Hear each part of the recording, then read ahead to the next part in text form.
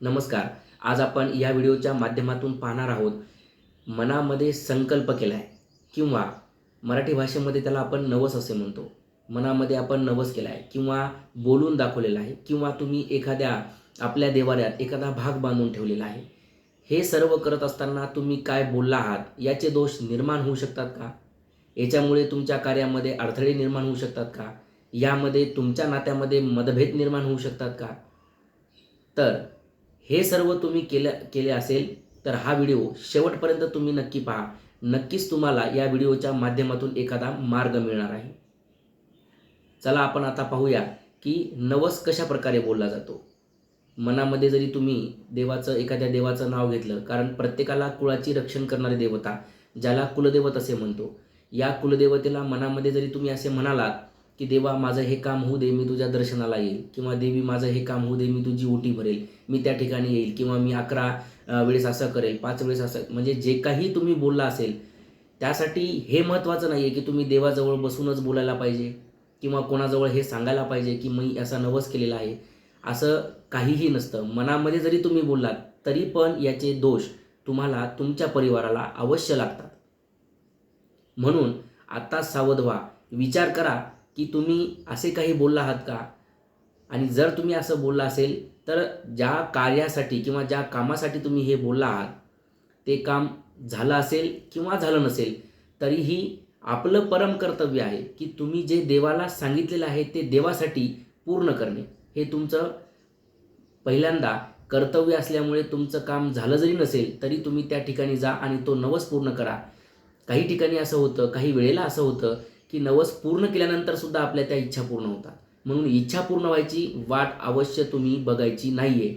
जर त्याचा कालावधी संपला असेल की तुम्ही काही ठिकाणी असंही म्हणण्यात येतं की वर्षभरात माझं हे काम होऊ दे, वर्ष झालेत, 2 वर्ष झालेत, 3 वर्ष झालेत, अनेक वर्ष झालेत, तुमचं काम झालं नाही, म्हणून तुम्ही त्या देवाला किंवा जो नवस तुम्ही बोललात तो नवस तुम्ही पूर्ण केलेला नाही. पण हे तुम्ही चुकीचं करत आहात.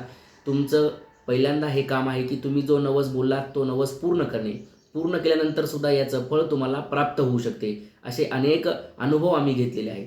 दुसरं म्हणजे विशेष महत्त्वाचं काय आहे की आपण बोलताना बोलून जातो, भावनेच्या भरामध्ये आपण बोलतो, पण कालांतराने आपले दिवस बदलतात आणि बदलत्या दिवसामध्ये आपण हे सगळं बोललेलं विसरून जातो. प्रत्येकाचाच हा विषय प्रत्येकाबद्दलच हा विषय होत असतो. म्हणून जर तुम्ही हे काय बोललोय आपण, काय नाही, हे जर तुमच्या लक्षात नसेल तर घाबरून जाण्याचं काहीही कारण नाही. तुम्ही जी आपली कुलदेवता आहे, जी आपली इष्टदेवता आहे, जी आपली ग्रामदेवता आहे, या प्रत्येक देवाच्या मंदिरामध्ये जा. देवी असेल, देवीची खणा नारळाने वस्त्राने ओटी भरा. देवीला ओटी भरत असताना गजरा मात्र अवश्य अर्पण करा.